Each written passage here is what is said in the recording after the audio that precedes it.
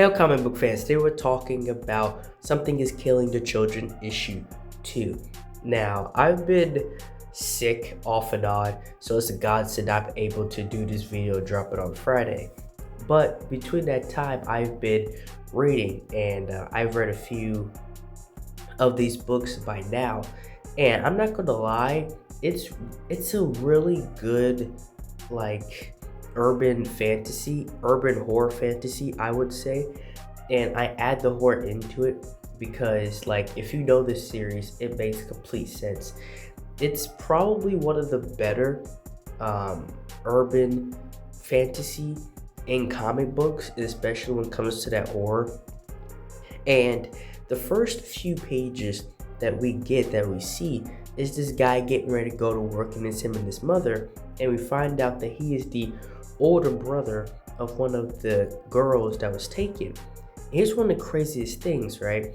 He asks, is there something there? When he goes out to his car, and we see this giant monster in front of him, but he doesn't see it, right? And it shows us in the reflection that he legit doesn't see anything there. So it's like invisible to adults, I'm guessing, because it was just out in the open, right? There's something to this thing, because the fact that he looked and there was nothing there, but like we can see it, is very telling on the kind of creature this thing is. And we finally get to I would say Miss Slaughter, and the only survivor of the attack. And we saw what he went through in the last book. And they go to the Applebee's that this guy works at, and she's pretty much just there with the kid just to grab a seat. But she makes a specific type of deal, a very unique type of deal that I would have took, and any other worker or employee definitely would have taken if that deal was like given to them, right? No questions asked. But she's pretty much just there to map out what's going on along with this kid. She's letting the kid tag along because he wants to help find out who, pretty much killed all of his friends and all those kids.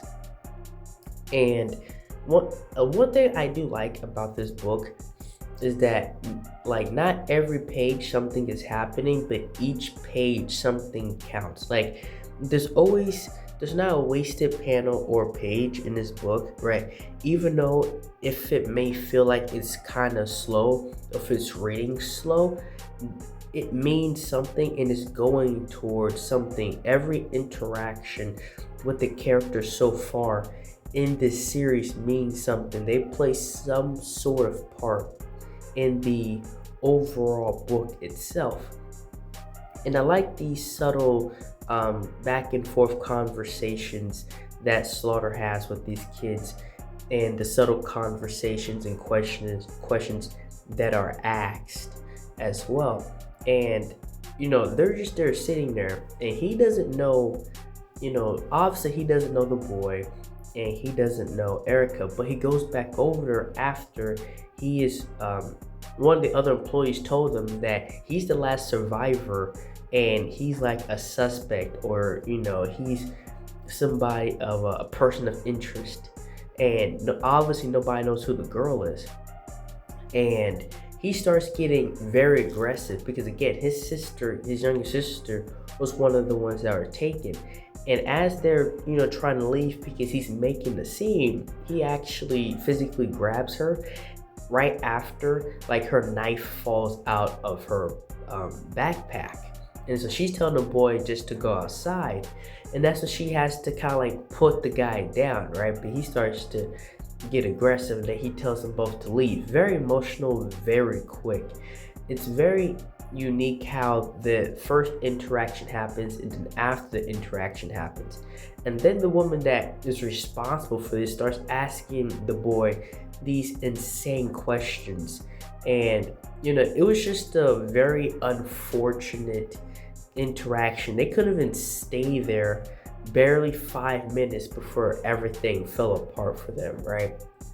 And it just comes to show how people react, even though, like, there's nowhere in God's green earth that boy could have inflicted that level of damage on them like that, but yet for some reason they still think he did it because he's the only survivor. Now she sends the little boy home, right? She sends the kid home and she goes and gets a motel. Now things all get really creepy because the cops are called on her, and she opens the door right after the cop sees something flashing under the door. Now I didn't know and like what was going to happen or anything in this situation, but she opens the door, right? She goes to open it and she acts like it's nothing. I don't know if he can't see it and that's why she doesn't care because she's the only one that can see it. But she opens the door and we can see this giant, like Lovecraftian baby demon thing just sitting in her room. And her little octopus, like I think that's the actual spirit of the little octopus plushie that she has. I think that's the actual thing that is inside of it. But that's the end of the book. And that's the end of the video. Thank you guys for watching this video. Like, share, and subscribe for more. And thank you for watching.